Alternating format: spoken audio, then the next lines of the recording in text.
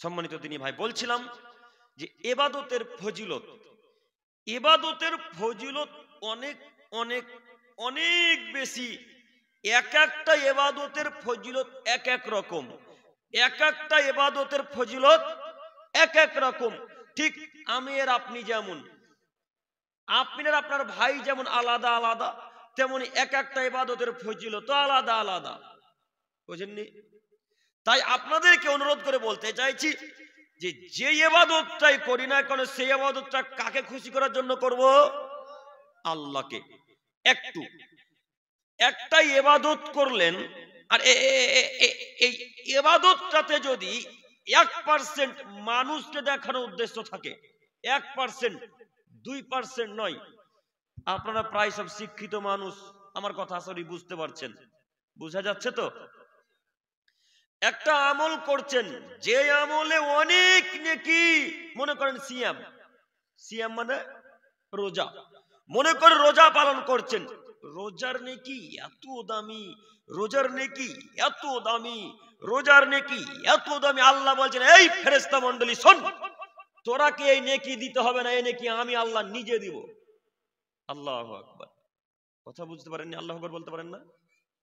আল্লাহ ফেরেশতাদেরকে বলছেন, শোন, এই সিয়ামে নেকি তোদেরকে দিতে হবে না, অন্যান্য নেকি, তার মানে অন্যান্য ইবাদতে নেকি কারা লিখে? ফেরেশতারা। কিন্তু সিয়ামে নেকি স্বয়ং কে লিখেন? আল্লাহ। আল্লাহ ফেরেশতাদেরকে বলছেন, এই ফেরেশতাগণ শোনো, এই সিয়ামে নেকি তোমাদেরকে লিখতে হবে না, সিয়ামে নেকি আমি আল্লাহ দিব। কত যে দিব তা আমি ছাড়া আর কেউ জানে না, কত যে দিবে না তা আল্লাহই জানে। তো এক একটা ইবাদতের এক এক রকম ফজিলত হলো না? তো এক একটা ইবাদতের এক এক রকম ফজিলত। তাই আপনাকে বলছি, সিয়াম পালন করছেন, আর এই সিয়াম পালন করতে গিয়ে 1% মানুষকে দেখানোর জন্য সিয়াম পালন করেছেন, 99% আল্লাহকে দেখানোর জন্য। 100 ভাগের মধ্যে 1 ভাগ গাজলের মানুষকে দেখানোর জন্য সিয়াম রেখেছেন, আর 99% কাকে দেখানোর জন্য? আল্লাহকে। আচ্ছা, এবার বলুন তো দেখি আপনাদের জ্ঞানে কি বলে যে এই সিয়ামে নাকি আল্লাহ কবুল করবেন না ক্রস চিহ্ন মেরে দিবেন? ক্রস চিহ্ন মেরে দিবেন। কেন মারবেন? লোক দেখানো ইবাদত। এই জন্য ফাওয়াইলুল লিল মুসাল্লিন, এতটুকু যদি লোক দেখানো ইবাদত হয়, তাহলে তার সবামল বাতিল, তার সবামল বাতিল, তার সবামল বাতিল।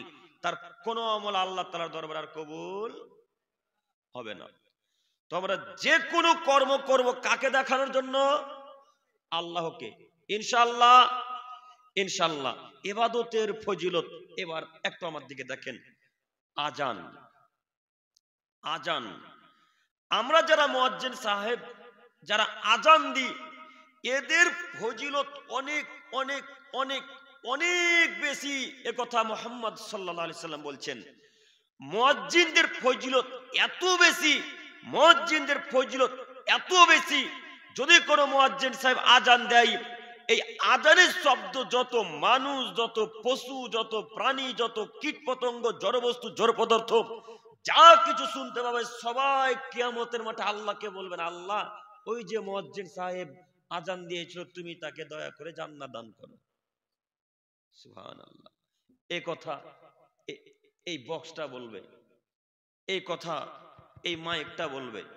আপনার আজানের শব্দ যত পশু প্রাণী, যত মানুষ, যত জড়বস্তু, যত জড় পদার্থ যা কিছু শুনতে পাবে, সবাই কি বলবে আপনার জন্য? আল্লাহকে, যে আল্লাহ তুমি একে দয়া করে জান্নাত দান করো।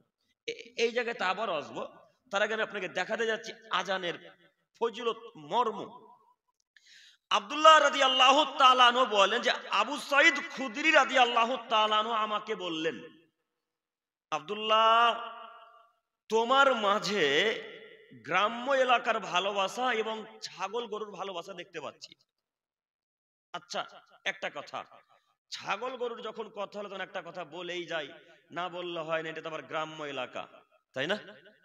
এটা তো আবার গ্রাম্য এলাকা। আপনারা রাস্তাতে গরু বেঁধেছেন কেন বলেন তো দেখি? হ্যাঁ, কেউ রাস্তাতে গরু বাঁধি না আমরা? বাঁধি? কথা বলে না। সবাই গরু রাস্তাতে বাঁধেন। আপনাকে রাস্তাতে গরু বাঁধতে কে বললো? কে বললো রাস্তাতে গরু বাঁধতে? কে বলেছে রাস্তাতে গরু বাঁধতে? আপনি রাস্তাতে গরু বাঁধলেন কেন? ওই রাস্তাতে যখন একটা টোটো যায়, টোটো বুঝলেন কি? চেন্নাই নাকি টোটো, টোটো, ওই রাস্তাতে যখন একটা টোটো যায় তখন টোটোওয়ালাটা যেতে অসুবিধা হয় না? ওই রাস্তাতে যখন একটা 4 চাকা যায় তখন চার চাকাওয়ালার অসুবিধা হয় না? যদি অসুবিধাই হলো তো আপনি রাস্তাতে গরু বাঁধলেন কেন, ছাগল বাঁধলেন কেন? আপনাকে আল্লাহ এবং আল্লাহ রসুল বলছে রাস্তার হক আদায় করা লাগবে। রাস্তার হক যদি আদায় করতে হয় তো গরু আপনি কিভাবে বাঁধতে পারেন? কিভাবে গরু বাঁধতে পারেন? গ্রাম্য এলাকা দেখলে এইগুলো বেশি দেখা যায়, যে এমন ভাবে গরু বেঁধেছে যে গোটা রাস্তাতে পায়খানা করে রেখেছে। বাইক নিয়ে যারা যায় তারা স্লিপ কেটে পড়ে যায় বেশিরভাগ। কথা মিলে না মনে হয়? তাহলে আপনাকে অনুরোধ করে বলি, রাস্তাতে আজকে থেকে গরু বাঁধবো না ইনশাআল্লাহ। এটা রাস্তার হক। দেখবেন একটু রাস্তার হক কাকে বলে, একটু দেখাচ্ছি দেখুন। আবু সাইদ খুদরি রাদিয়াল্লাহু তাআলা আনহু বলেন, রাসূলুল্লাহ সাল্লাল্লাহু আলাইহি সাল্লাম বলেছেন, সাহাবায়ে কেরামগণ তোমরা রাস্তাতে বসা থেকে বিরত থাকো। সাহাবায়ে কেরামগণ তোমরা রাস্তাতে বসা থেকে বিরত থাকো। এই কথা যখন আল্লাহ নবী সাহাবাদেরকে বললেন তখন প্রত্যেকটা সাহাবা এক বাক্যে উত্তরে বলেন, আল্লাহর নবী বলেন কি? রাস্তাতে বসা ছাড়া যে আমাদের কোনো পথ নাই। আল্লাহ নবী, রাস্তাতে বসা ছাড়া আমাদের কোনো রাস্তাই নাই। রাস্তাতে বসে বিচার করি, রাস্তাতে বসে আমরা আলোচনা করি, রাস্তাতে বসে আমরা যুদ্ধ কিভাবে করতে হবে সেটা আলোচনা করি। এই রাস্তা ছাড়া আমরা যে এক জায়গায় বসে আলোচনা করব 5-10টা সাহাবী মিলে, এরকম পথঘাট আমাদের আরবে আর কোথাও নেই। আল্লাহ নবী, আমরা এখন কি করব? তখন আল্লাহ নবী বলেন, আচ্ছা ঠিক আছে, শোনো শোনো শোনো শোনো, যদি রাস্তা ছাড়া কোনো পথই না থাকে তোমাদের, তাহলে তোমরা রাস্তার হক আদায় করবে। এই কথা শুনে সাহাবাদের মাথা খারাপ। আল্লাহর নবী রাস্তার হক কিভাবে আদায় করে? আমরা শুনেছি পিতা মাতার হক আদায় করতে হয়, তাই না? আমরা শুনেছি ফকির মিসকিনের হক আদায় করতে হয়, আমরা শুনেছি স্ত্রীর হক আদায় করতে হয়, আমরা শুনেছি ছেলে মেয়েদের হক আদায় করতে হয়। আল্লাহর নবী রাস্তার হক কিভাবে আদায় করবো গো, একটু বলবেন কি? তখন আল্লাহ নবী সাল্লাল্লাহু আলাইহি সাল্লাম বললেন, হ্যাঁ শোনো, রাস্তার হক হলো গাজ্জুল বাসার, চক্ষুকে নিচে দিকে রাখতে হবে। এটা হলো রাস্তার হক। রাস্তাতে যদি আপনি বসে থাকেন চেয়ার নিয়ে, তো চক্ষু কোথায় থাকবে? নিচে দিকে থাকবে। তো চোখ তো সবসময় আকাশে উড়ে। কেন বসলেন রাস্তায়? কেন বসলেন? এই যে ছেলেগুলো, যত যুবক, প্রায় ছেলেদেরকে, প্রায় সবাইকে বলছি না, প্রায় এরা চায়ের দোকানে আড্ডা মারে, ক্যারাম বোর্ড খেলে, এরা সব সদা সর্বদা এরা শুধু নোংরা চিন্তা ভাবনা নিয়ে ক্যারাম বোর্ডের দোকানে থাকে। আপনি রাস্তাতে থাকলেন কেন? আল্লাহ নবী বলছেন রাস্তাতে যদি থাকো তাহলে চক্ষুকে নিচের দিকে রাখবে। 1 2 কাফুল আদা, হাতকে অন্যায় কাজ থেকে বিরত রাখতে হবে। অন্যায় কাজ থেকে হাতকে বিরত রাখতে হবে। অন্যায় কাজ কিভাবে বিরত থাকবেন অন্যায় কাজ থেকে? একটু আপনাকে দেখাই। রাস্তার পাশে দাঁড়িয়ে আছেন, আপনার পাশ দিয়ে একটা টোটো চলে গেল, আপনি খুব সাদা আমার মতো একটা জুব্বা আর একটা ব্লেজার পরে আছেন। তো রাস্তা দিয়ে টোটোওয়ালাটা যখন চলে গেল, পাশে ছিল গোবর বা খিঁচ। খিঁচ বোঝেন কি? সবাই বুঝতে পারছেন, বাংলা তো গ্রাম্য এলাকা আমাদের মতোই নাকি। তো খিঁচ ছিল পাশে রাস্তাতে। তো টোটোটা একটু জোরে গেছে, চাকা ছিটকে গিয়ে আপনার পাঞ্জাবিতে জুব্বাতে খিঁচটা পড়ে গেছে। তখন টোটোওয়ালাকে থামে, এই বেটা থাম, এই বেটা থাম। থামিয়ে গিয়ে বলছে, বেটা দেখতে পাস না আমি সাদা পাঞ্জাবি পরে দাঁড়িয়ে আছি রাস্তাতে? এইভাবে বলে তাকে 2-3 থাপ্পড় লাগিয়ে দিলেন। আচ্ছা বলেন তো, 2-3 থাপ্পড় যে লাগালেন, তো এটা রাস্তার হক আদায় হলো? হলো না। আল্লাহ নবী বললেন রাস্তাতে যদি দাঁড়িয়ে থাকো তাহলে হাতকে অন্যায় কাজ থেকে বিরত রাখতে হবে। একটু জরুরি এখানে একটি কথা, ওই টোটোওয়ালাটা আপনার গায়ে খিঁচ লাগিয়েছে তো খুব ভালো কাজই করেছে গো। গোবর লাগিয়েছে আপনার গায়ে, তো ভালো কাজ করেছে। ও আপনার শরীরের উপর দিয়ে চলে যায়নি, এটা আপনি শুকরিয়া আদায় করেন। ওই টোটোওয়ালাটা আপনার শরীরের উপর দিয়ে চলে যায়নি, আপনি শুকরিয়া আদায় করা উচিত আপনার। ওই টোটোওয়ালার যদি আপনার শরীরের উপর দিয়ে চলে যেত, তবু আপনি তাকে কিছু বলতে পারবেন না। কেন? আপনি রাস্তাতে দাঁড়িয়ে আছেন তার জন্য। কথা বুঝতে পারলাম না? রাস্তাতে দাঁড়িয়ে থাকলে আপনি অন্যায় কাজ করতে পারবেন না। আপনার শরীরের উপর দিয়ে, পায়ের উপর দিয়ে গরুর গাড়ি, টোটো গাড়ি, 4 চাকা যেটাই চলে যাক না কেন, আপনি একটা কথা তাকে বলতে পারবেন না যে ভাই এই কাজটা করলেন কেন? কেন? রাস্তাতে দাঁড়িয়ে আছেন আপনি। রাস্তা থেকে দূরে দাঁড়িয়ে থাকেন, তখন বলেন যে অ্যাক্সিডেন্ট হলো কেন, তখন বলেন আমার গায়ে পানি ঢোলা পড়লো কেন। বুঝতে পারেননি স্যার? আপনারা বুঝতে পারছেন কি? এইভাবে বলা লাগে। তো কই রাস্তার হক কিভাবে আদায় করলেন? রাস্তাতে গরু বাঁধলেন কেন? এটা হক আদায় হলো? কেন রাস্তায় গরু বাঁধলেন?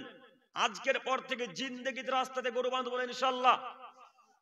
রাস্তাতে তো গরু বাঁধবো না, রাস্তাতে ওই বাইক আর 4 চাকাও রাখবো না ইনশাল্লাহ। এটা কঠিন হয়ে গেল। আমরা গাড়ি রাখি না, রাস্তাতে এইভাবে আপনি গাড়ি রাখতে পারবেন না। রাস্তাতে এইভাবে আপনি 4 চাকা রেখে রেখে অন্যর অসুবিধা করতে পারবেন না। আপনার 4 চাকার কারণে, টোটোর কারণে আর একটা টোটো ভালো করে পাস করতে পারে না, এরকম রাস্তা নাই।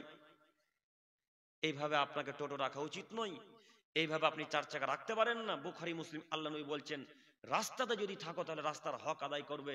আপনাকে আমি অনুরোধ করে বলি, রাস্তার 2টি হক বললাম, আর একটি হক হচ্ছে অমর বিল মারুফ, সৎ কাজের আদেশ করবে, অনহা আনিল মুনকার, মন্দ কাজে বাধা প্রদান করবে। আপনাকে বলতে চাইছি, রাস্তাতে চলে যাচ্ছেন, রাস্তাতে যেতে যেতে দেখছেন গরু বাঁধা আছে, রাস্তাতে ছাগল বাঁধা আছে, রাস্তাতে মোষ বাঁধা আছে। যার গরু, যার মোষ, যার ছাগল, সেই মালিককে গিয়ে বলবেন, ভাইয়া এটা রাস্তাতে বাঁধতে হয় না ভাইয়া, এটা অন্যায় কাজ ভাইয়া, অতএব আপনি রাস্তা থেকে গরু আপনার নিজের জায়গাতে বাঁধেন। এই বাক্য বলা হলো রাস্তার হক, এই কথা বলা হলো রাস্তার হক, এই কথা বলা হলো রাস্তার হক। কথা আল্লাহ নবী বলছেন। আমরা পারবো আজকে থেকে ইনশাল্লাহ? ইনশাল্লাহ রাস্তাতে গরু বাঁধতে দিব না, বাঁধবো না ইনশাল্লাহ। রাস্তাতে গরুর গাড়িও রাখবো না, রাস্তাতে পালাও দিব না, ধানের পালা আর লারার পালা দিব না ইনশাল্লাহ। আপনারা ধানের চাষ করেন না? অনেকে দেখা যায় ধানের পালাটা রাস্তার গায়ে লাগিয়ে দিয়েছে, পাশে আর একটা গাড়ি যেতে পারে না ভালো করে। কথা মানে আমার সবই ভুল হচ্ছে। বুখারী মুসলিম আল্লাহ নবী বলছেন রাস্তার হক আদায় করবে।